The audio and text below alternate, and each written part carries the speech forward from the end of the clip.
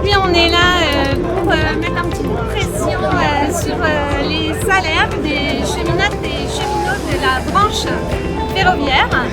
J'aimerais bien une petite augmentation de salaire, ce serait sympa, hein, ne serait-ce que pour le pouvoir d'achat, donc ayant plusieurs enfants, donc j'aimerais bien leur faire plaisir un petit peu aussi.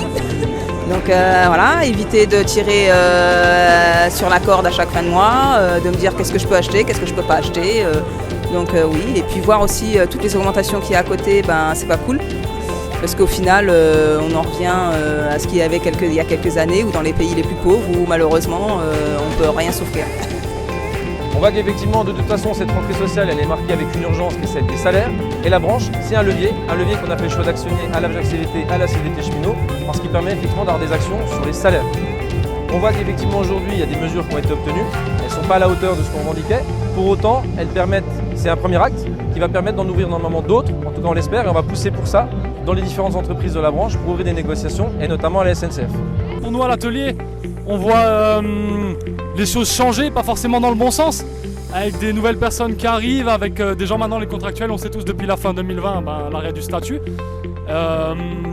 Et du coup, on essaie de se battre parce qu'on a envie de pouvoir tirer tout le monde vers le haut, améliorer ce qui peut être amélioré chez nous, hein, localement forcément, et avec tout le monde ici, avec les autres OS aussi, hein, forcément.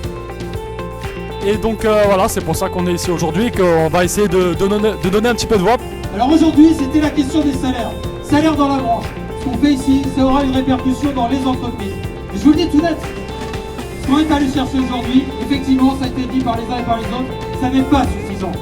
Sauf que le premier point qu'il faut quand même avoir en tête, ceux qui vous expliquent partout que si on n'avait pas d'accord de branche, ce serait mieux, que l'accord de branche qu'on a signé à 3, c'est un mauvais accord.